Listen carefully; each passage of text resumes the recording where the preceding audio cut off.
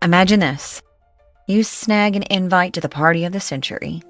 You make your way to an illustrious estate and then are led down the shadowy corridors of an 18th century England cave system where a notorious group of elites dared to defy the norms of their time.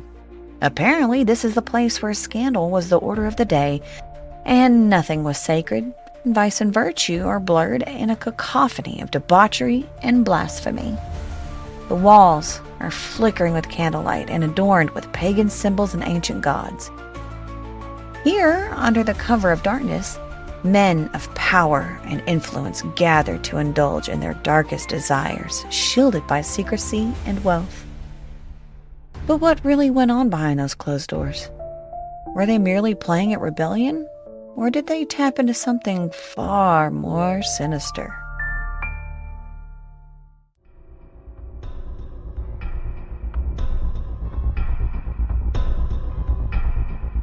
Welcome to Tales from the Graves, where shadows lurk and whispers echo. Join us as we delve into the unknown, exploring tales of mystery, horror, and the supernatural. Be prepared to journey into the darkness, where the line between reality and nightmare blurs. I'm Jen. And I'm Jess. Together, we're the Grave Sisters, and we'll be your guides as we unearth the strange and unusual. So find your flashlight, grab your shovel, and let's dig in. The following podcast is rated for mature audiences. It may contain graphic scenes of violence and explicit language that some may find disturbing. Listener discretion is advised.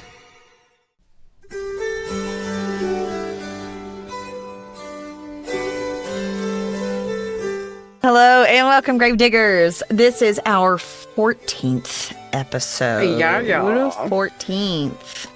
We are so happy that you're here. Our numbers are growing. Our listeners are showing up. And we are very, very happy that you are here because today we're going to get into a little bit of a debauchery with a secret society known as the Hellfire Club. And no, not the one from Stranger Things. Thank you. I haven't watched Stranger Things. Okay. But the original Hellfire Club has long been synonymous with scandal, hedonism, and secrecy. Emerging in the 18th century, these clubs, most notably the one founded by Sir Francis Dashwood, it captured the imaginations and the fears of the contemporaries and have continued to fascinate historians, writers, and the public. The Hellfire Club serves as a window into the undercurrents of Enlightenment-era Britain. So, where some of the society elites sought to challenge religious orthodoxy and social norms through a blend of libertinism, mock rituals, and secretive gatherings. This episode aims to provide a comprehensive examination of the Hellfire Club, and we will explore its origins, key figures, activities, and the lasting impact on both historical and cultural narratives. So, what have you heard about the Hellfire Club? Orgies. Yes. Yeah, lots of orgies. Supposedly backroom deals would go on, right? Yeah. But it's all with like their dicks out. There's titties everywhere.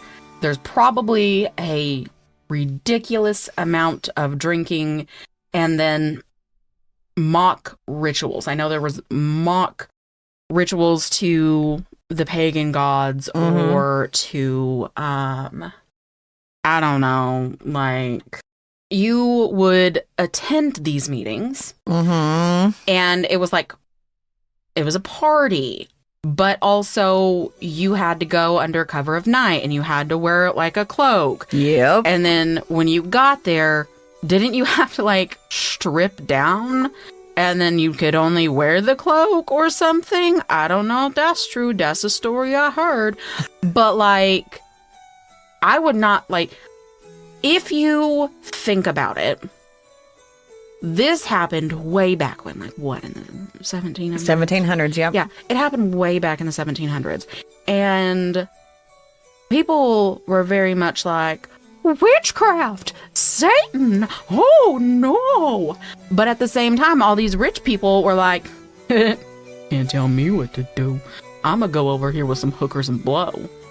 And like, hail Satan or whatever. Girl, you pretty much hit the nail on the head. Oh my God, did I really? Pretty much. I know I've watched a couple things on like the Hellfire Club, but not like the nitty gritty. I just know that a lot of times you did not enter through the front entrance to these people's homes that this was at. You went like way back around and there was a secret entrance and you like had to go through a tunnel and shit. Yeah. Well, the thing is, with the Hellfire Club, it actually did not arise in isolation. Rather, it was the product of its time, reflecting on the broader social, political, and cultural development in the 18th century Britain. Where everyone was prudes. I mean, early in the 1700s, you couldn't go anywhere without stumbling on like some kind of secret society or some kind of like the Freemasons. That's a very or famous Illuminati. society. Yeah. Now, during this time, it was the moment called the Enlightenment, which, do you know what the Enlightenment was by chance? Wasn't it like we're coming out of the Dark Ages and in the Dark Ages, religion was the big focus. Where if you got a plague or you got a disease, it was sin-related and you are a sinner and this is God's punishment kind of thing. But the Age of Enlightenment is when sciences started to prevail because you've got all these very intelligent people for the time being like, I bet I could figure out something better than a gas lamp. What is this thing in the sky? Let me just send a fucking guide up there with a key. Let me make some discoveries. Let me do stuff. I mean, you're pretty spot on with that too. Yeah. I mean, the Enlightenment was the period of intellectual flourishing that emphasized reason, science, and individualism over the tradition of religious dogma. Yes.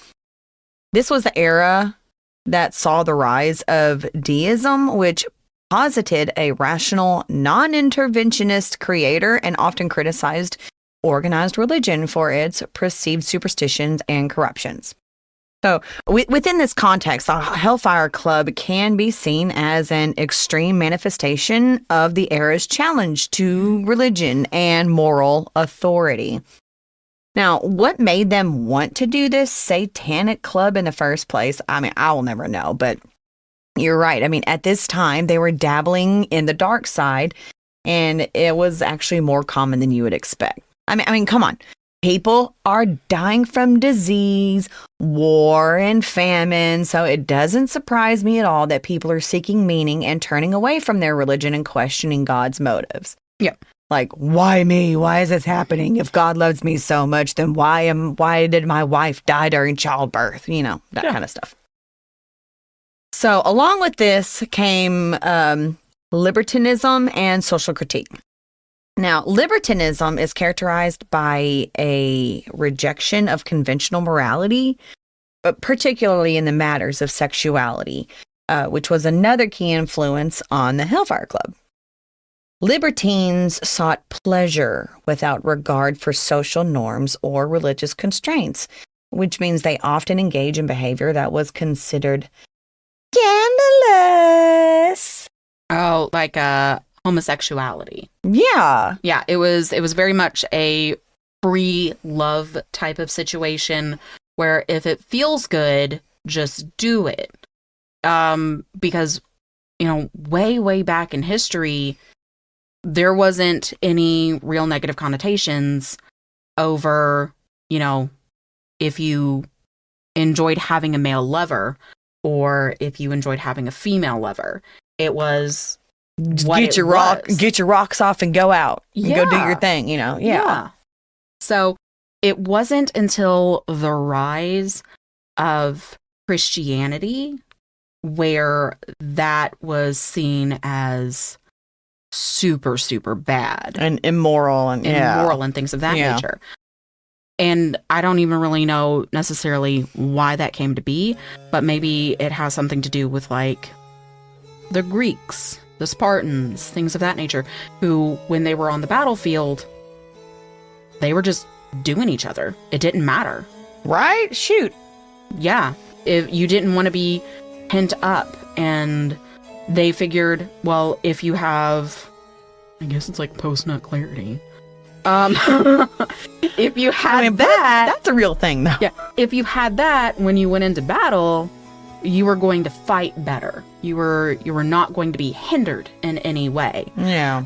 And I don't know if that was like the movement against, being with someone of the same gender at that time, because gender's a concept. It was very much a like, just do what you want to do kind of deal. Yeah. And that's what these people were all about. I mean, the Hellfire Club's activities, which included debauchery, mock religion ceremonies, and open challenges to Christian morality, reflected this libertine philosophy.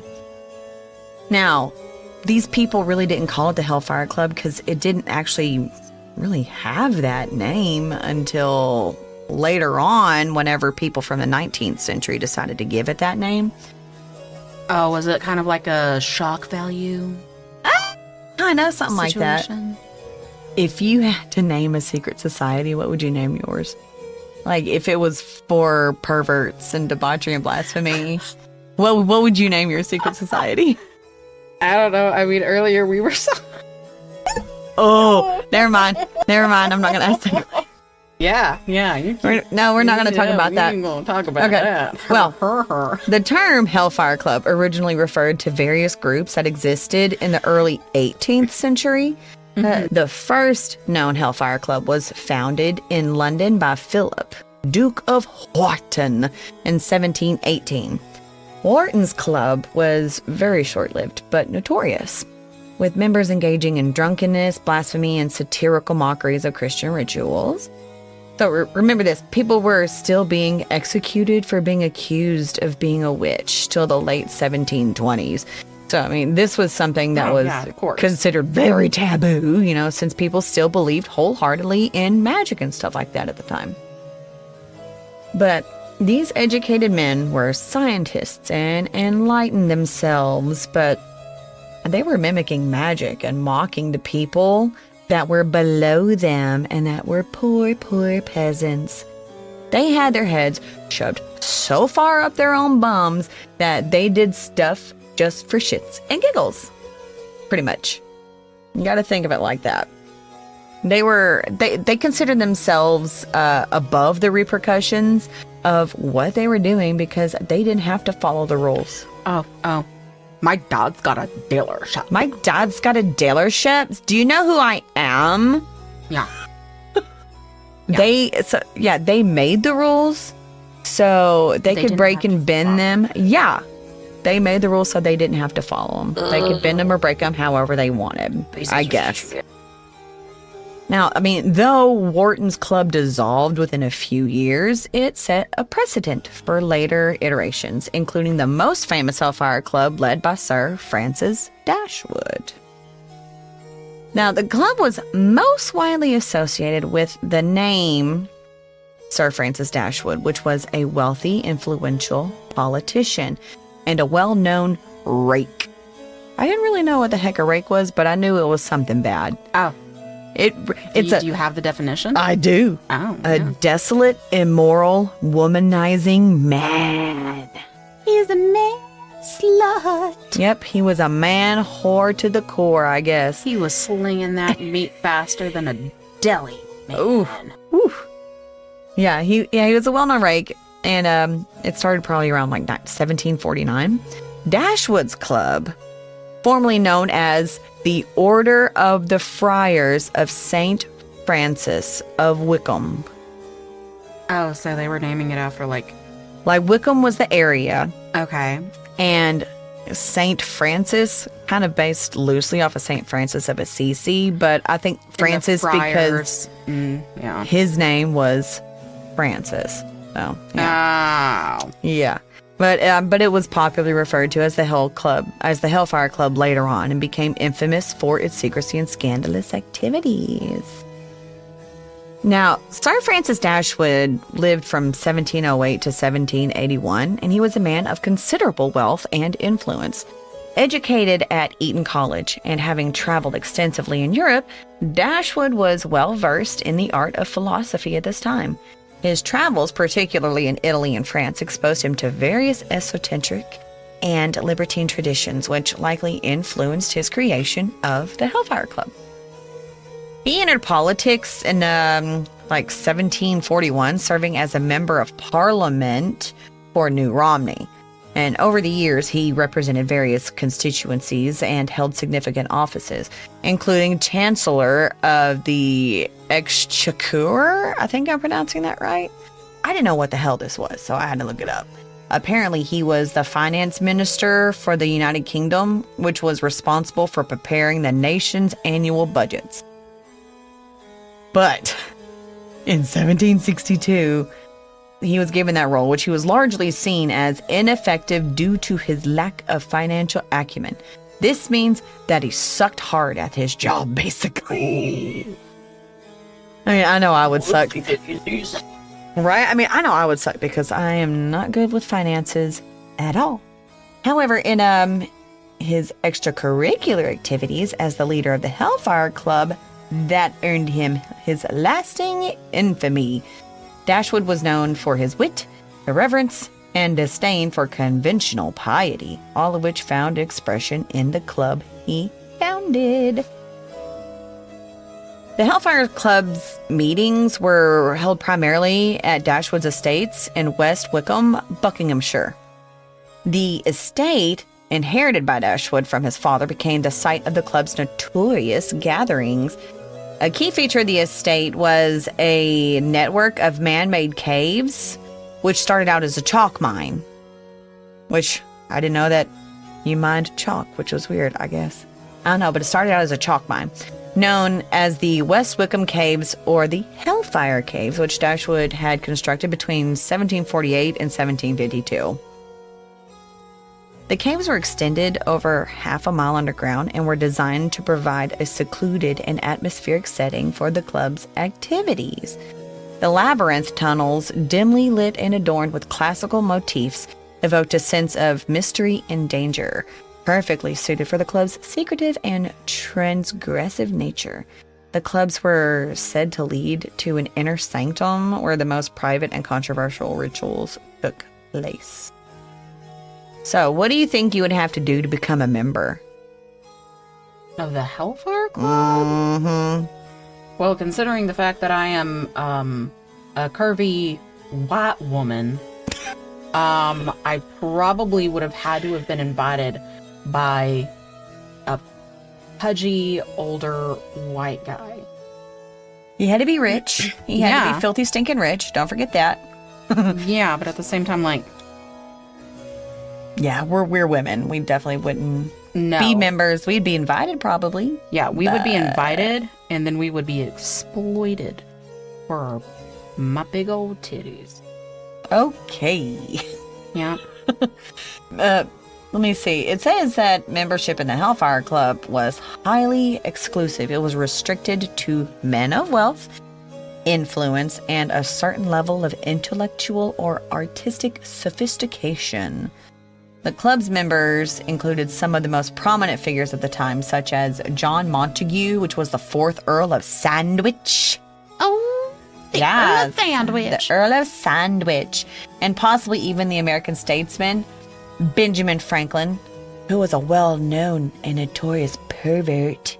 Yeah. And he was a close friend of Dashwood, and he visited West Wickham on several occasions. One big contributor to the Hellfire Club was Dashwood's nearest and dearest friend, his bestie, if you will, Paul Whitehead. Paul Whitehead, like the pimple. Yeah. Ow. Paul Whitehead. He lived from 1710 to 1774.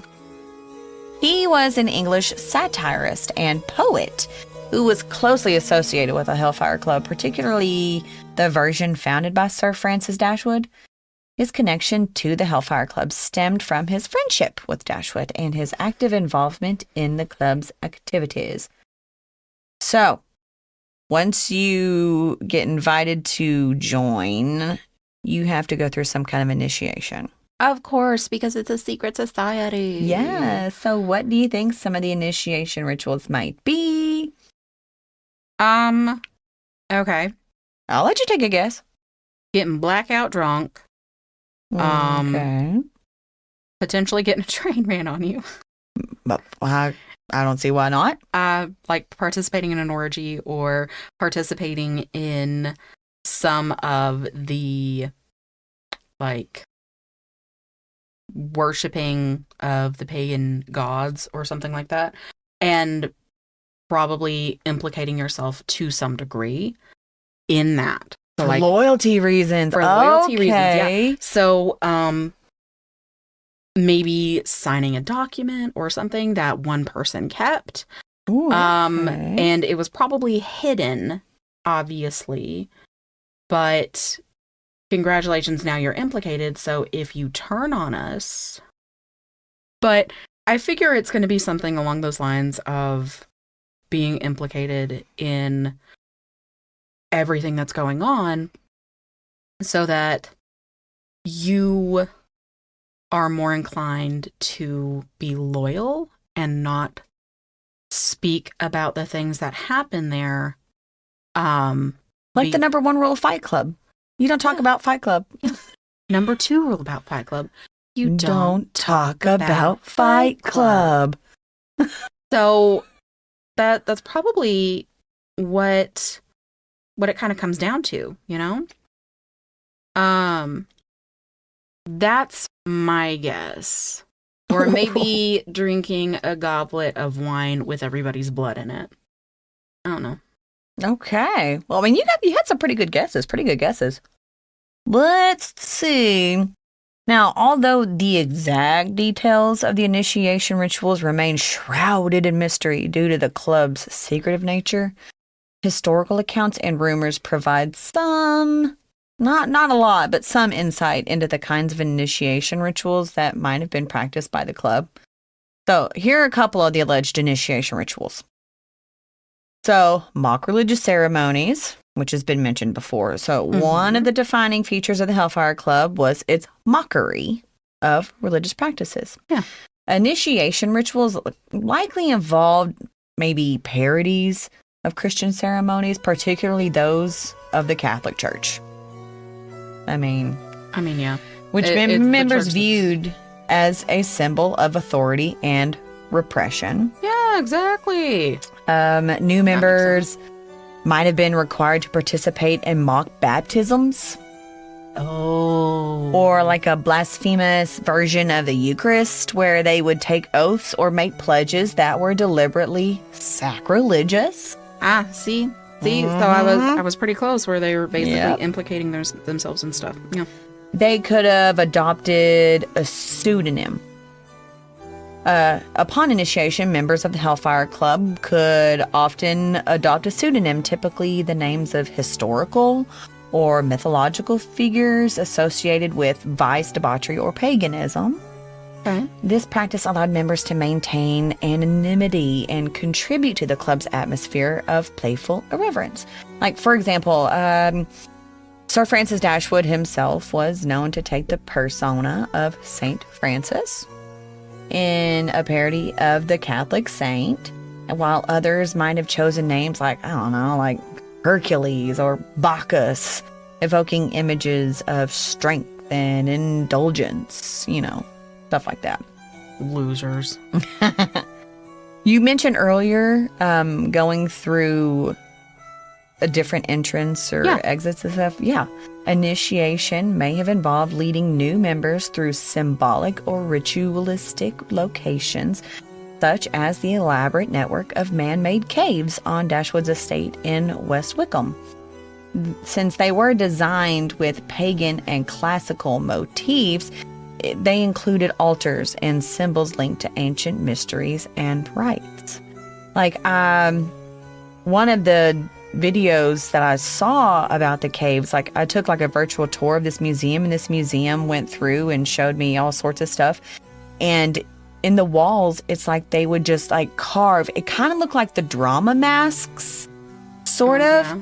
But yeah, you would see like a whole bunch of faces and old graffiti and stuff, like just chiseled away and carved. I mean, you got to think it was a chalk mine, so those walls were practically solid white and be pretty easy to mold and to carve since it was a softer material. Yeah. So they could have done graffiti and make sculptures and carvings into the walls, no problem.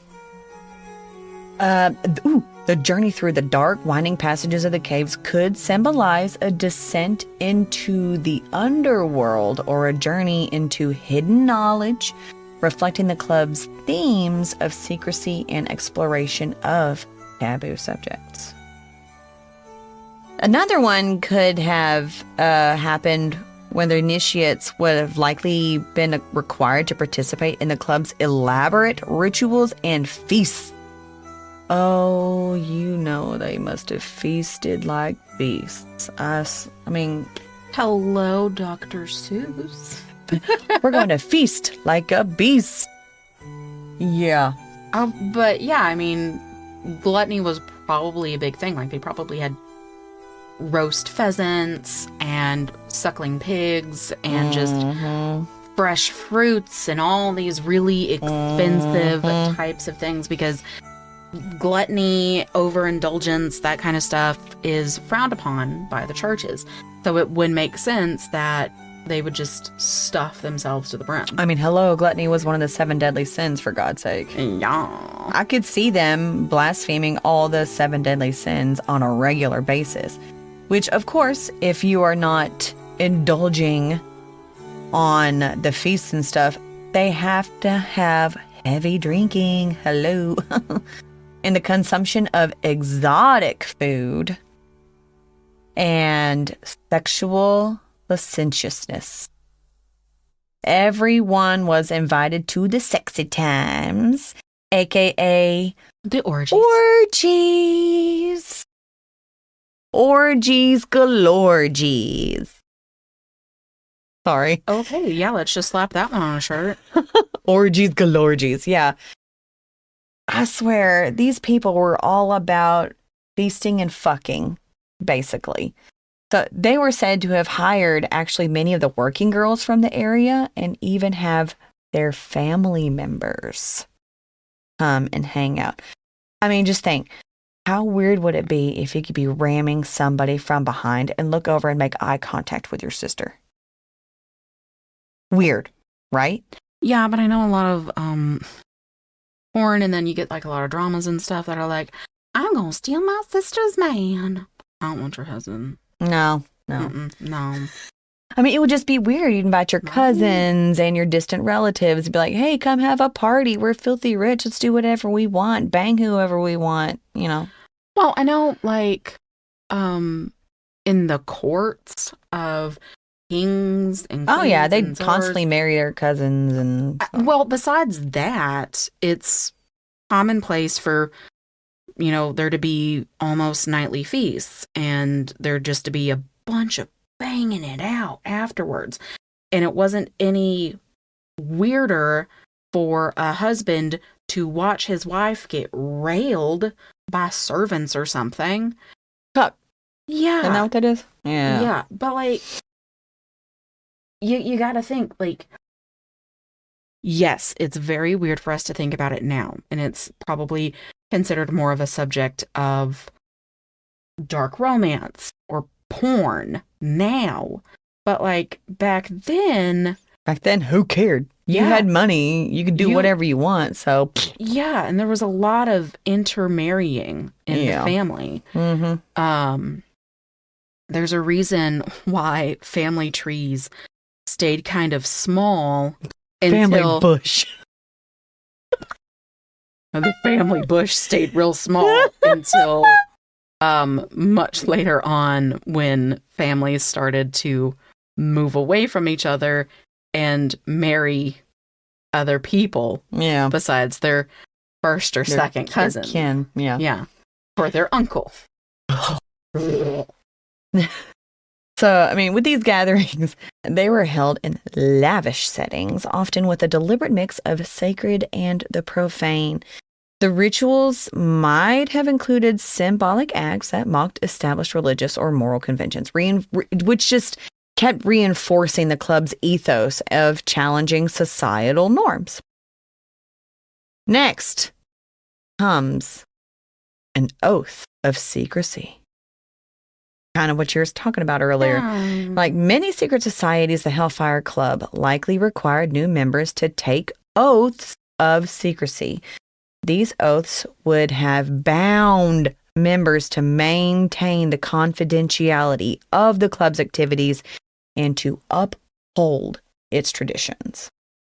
Well, I mean, back then, oaths, like someone giving you their word, Word meant everything to people. If they didn't have much honor. Yes. That meant everything. Mm-hmm. So you gave your word on something. If you broke that oath, then nobody would ever trust you again. Mm-hmm. Like if word got out that like, oh, he was supposed to be so-and-so second in a duel and he fucking backed out, man. Oh, yeah. Don't ever trust him. Yeah. Well, since the oaths were such a big thing, the penalty for breaking such oaths might have been dramatized as dire, contributing to the aura of mystery and fear surrounding the club. You gotta think about that. I mean, do we know what some of those consequences were? I haven't the foggiest clue. Maybe one day they could take a toe, or the next they could. See, I don't know. With how the Hellfire Club was with all of the orgies, I figured it would be something a little more strenuous, like we gonna take your nuts. Or spread a disgusting, filthy rumor about you, because gossip was a big thing, too. Yeah. Oh, yeah. Gossip was huge. Yes. By the way, gossip, this is your little morbid fact for this episode. Gossip did not used to have the negative connotation that it has in today's society.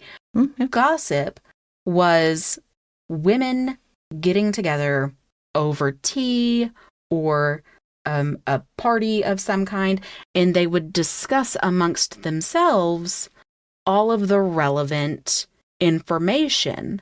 And that's how mothers learned that, oh, well, I don't want my daughter to be married off into this family because their son is a rake. Or their son has a disease or things of that nature, or he's an abuser or this and that and that. And so eventually what happened was men started saying that gossip was bad. Because they didn't want women smack talking. Yeah, they didn't want women like supporting each other. And so that's where gossiping and rumors became something less than desirable. You did not want to be a gossip. Okay. Yeah. Okay. Well, shoot. That was a good fun fact, Jen. Morbid Facts with Jen. Now, let me see. Oh, I love it. So the initiation process could have culminated in a demonstration of the club's libertine philosophy. New members might have been encouraged or required to engage in acts that flaunted social taboos, whether through sexual activities, the consumption of alcohol, or the public performance of blasphemous rites. Ooh. Such activities were intended to liberate the individual from conventional moral constraints and to embody the Hellfire Club's spirit of freedom of excess. It's like, you know how my dad is? I can do what I want. Yeah. But also, like, it seems like it's a lot of peer pressure of like, oh, if you're somebody, you need to be in this club, regardless of how you feel about any of these things. You're gonna do them because that's gonna open doors for you so you can be an even bigger prick. Like a horrible landowner or, just eat the rich. I do have a little bit of history about one of the guys that helped Sir Francis Dashwood create the Hellfire Club, which was his bestie, Paul Whitehead. So earlier I mentioned the name Paul Whitehead, which was the close friend of Sir Francis Dashwood, the founder of the Hellfire Club. So their friendship likely developed through shared interests in literature, satire, and a disdain for religious and social conventions. So this camaraderie led to Whitehead's deep involvement in the activities of the Hellfire Club. Whitehead was well known as a satirical poet, and his works often criticized the political and social issues of his time. His biting wit and irreverent style made him a fitting member of the Hellfire Club, which was known for its mockery. Mm-hmm. Of Makes religion. sense. So, yeah. Makes sense.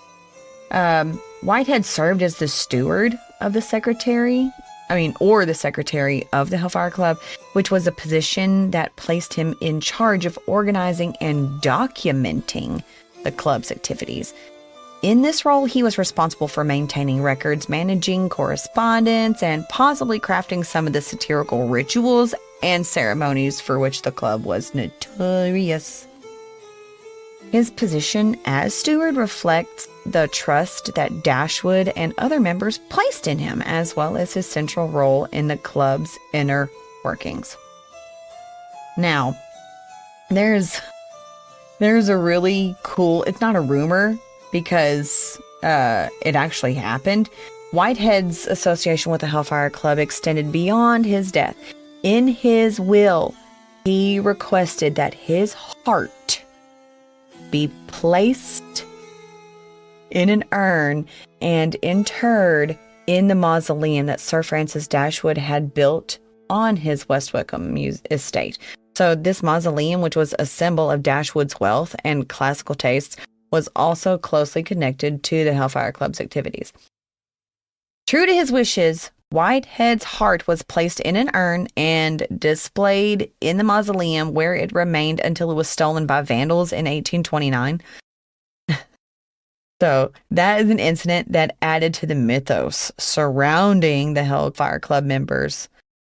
Isn't it creepy? I know at one point, like, they had the heart, and anytime any tourists would come and visit the tunnels and stuff, they would hold the heart up and pass it around, and people could hold Whitehead's heart. That's weird. I mean, but I guess in death, he wanted to be where Sir Francis Dashwood was or something. I bet he was a lover. Probably. Like, if he was like, my heart's with him, it should rest with him, then probably. That seems very romantic. It does. That's really sweet. Now, the club was structured around the concept of monastic order, because they basically took on a lot of like the Freemasons, rituals and stuff like that, and some of their things that they did, which the members were referred to as friars. And Dashwood himself took on the title of abbot. The use of religious titles and imagery was typical of the club's irreverent approach, and as it mocked the Christian institutions. And the rituals of members saw was hypocritical or oppressive, So with the activities and the rituals, so we discussed their mock religious ceremonies, their debauchery and libertine, and the occult practices and symbolism. So we're going to get into that. So with the mock religious ceremonies, central to the Hellfire Club's identity, there were mock religious ceremonies, which parodied Christian rites and symbols.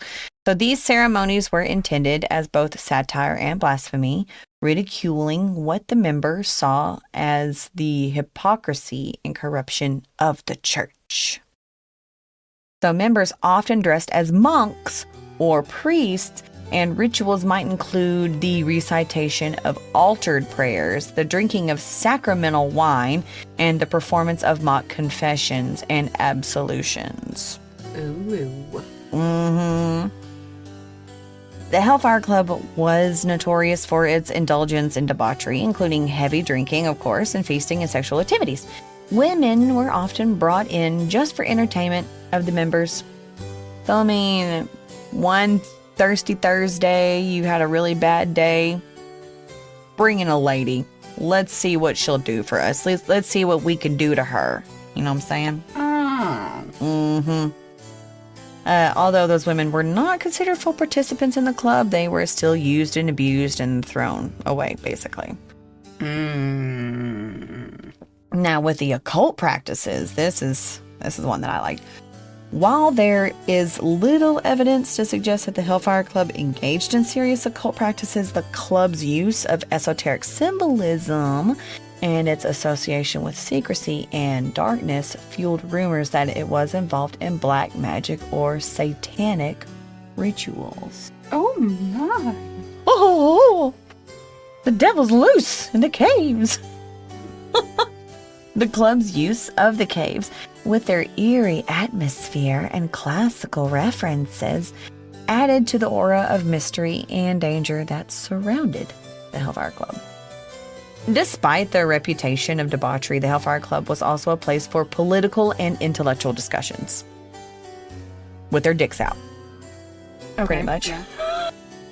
Many of its members are involved in the highest levels of government, and the club served as a space where ideas could be exchanged freely away from the constraints of public life. Okay.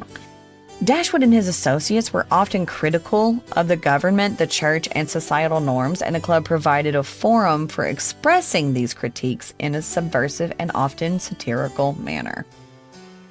But of course, with everything that is good in life, it must somehow come to an end, so there has to be some kind of decline or disbandment. Yeah. Obviously. By the late 1760s, the Hellfire Club began to decline. Several factors contributed to this, including changed social attitudes, the aging of its key members, the increasing public scrutiny as well.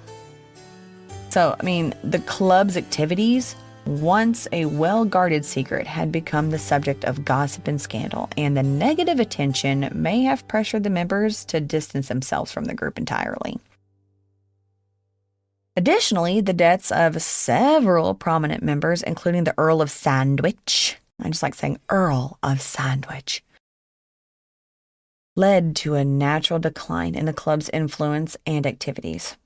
By the time of Dashwood's death in 1781, the Hellfire Club had largely faded into history, leaving behind a legacy of controversy and fascination. So, I mean, the club actually continued to capture the imagination long after its demise, influencing literature, art, and popular culture in ways that reflect its complex and often contradictory nature.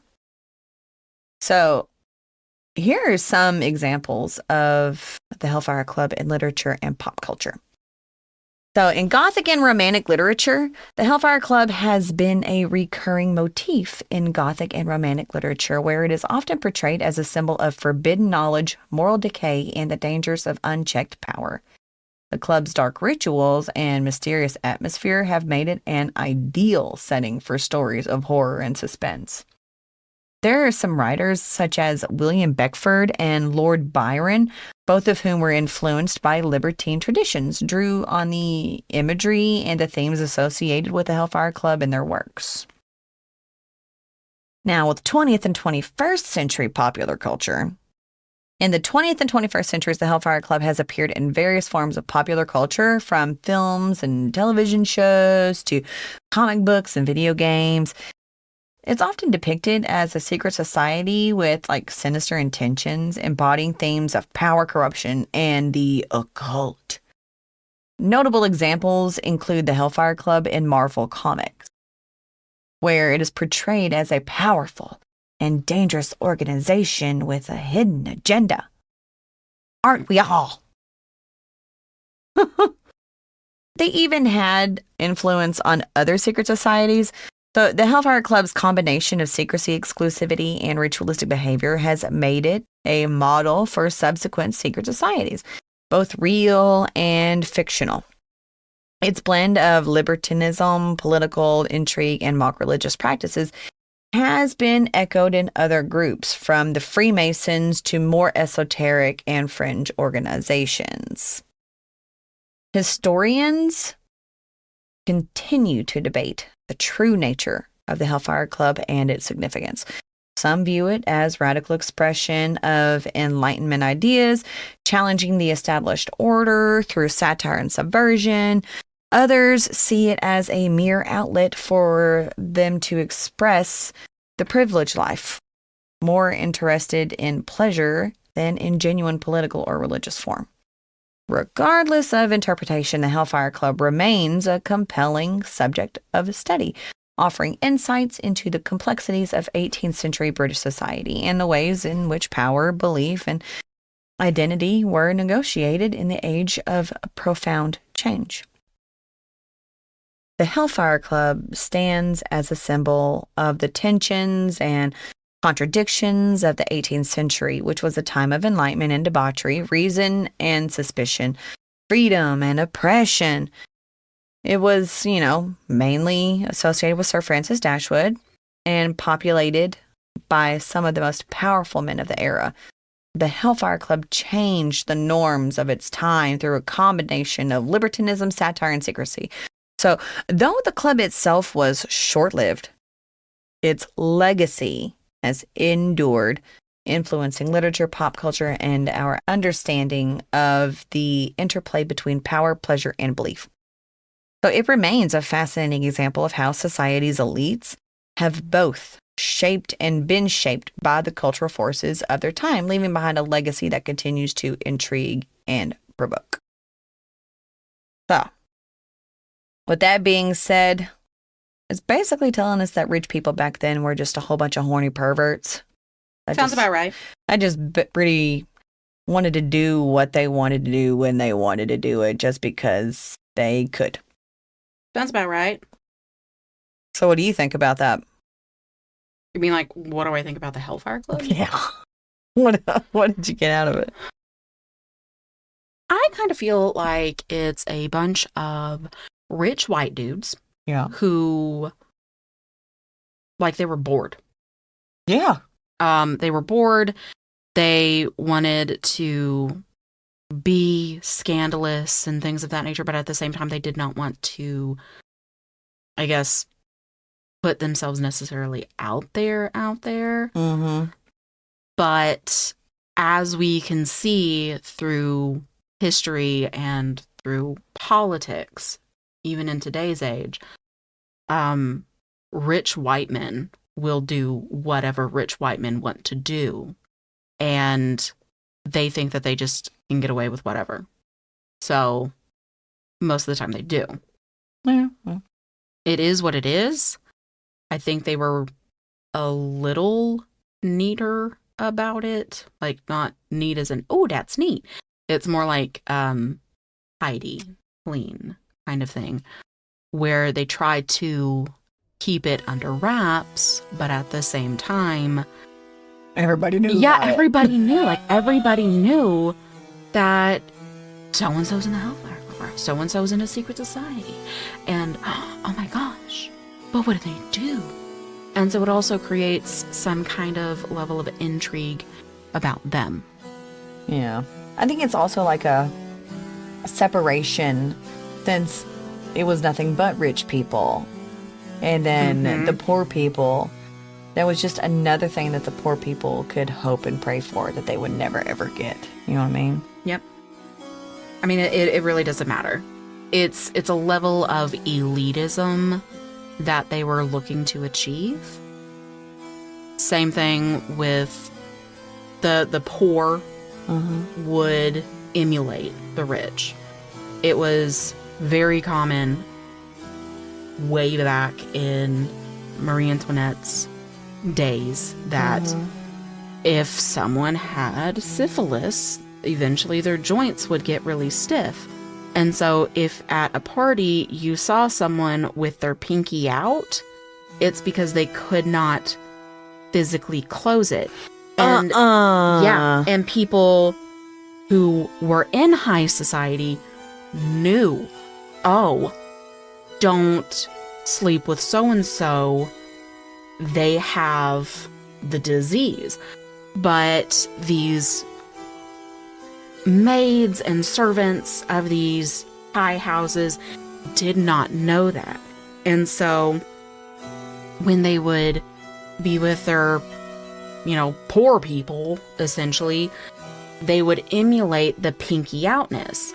And that's where this whole notion that diseases and things of that nature would run rampant through the poor peasants and the lower middle class, because they were drinking their tea with their pinky out. Because a lot of times, or what you're supposed to do is you're supposed to take your pinky and kind of place it underneath the cup so that it is a little more secure. But the peasants and lower middle class were drinking their tea with their pinky out because that's what they saw a large number of the aristocrats doing. And that's why a lot of the aristocrats were like, peasants are fucking filthy. They are disgusting. They are disease-ridden. That was another morbid fact with Jen. Yeah, that was another morbid fact. Jennifer's Morbid Minute. I freaking guess. Honestly, I'm just so full of them. Things just, unlock in my brain. But yeah, that's why. Wow. Yeah, so it's just another form of elitism, and people can only hope to emulate that in their own lives as lower middle class or peasants and things of that nature.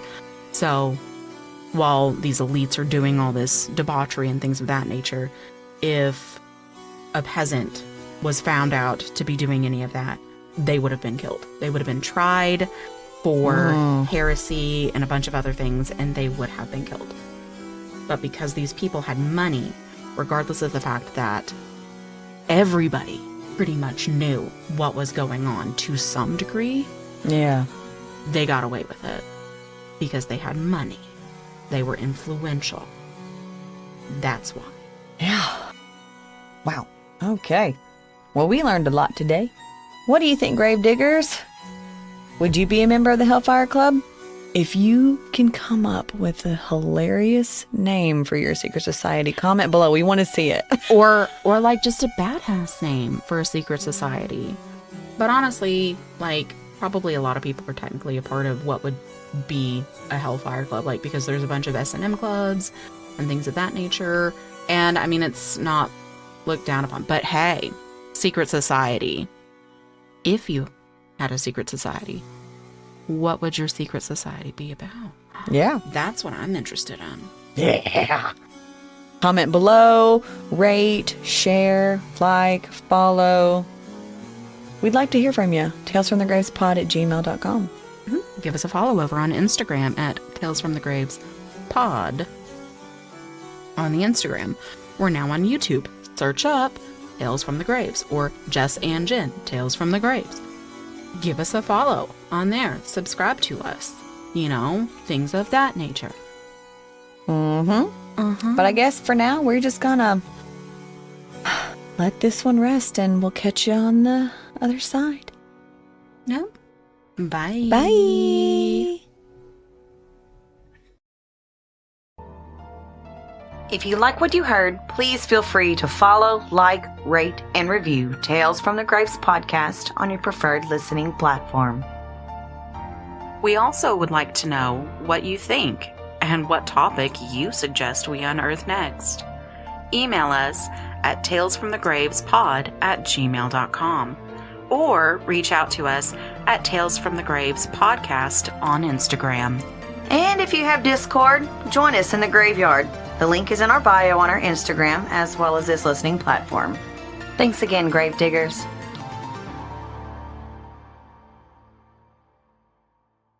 Man, I kept popping my elbows throughout all that. I gotta pee again. I feel gassy.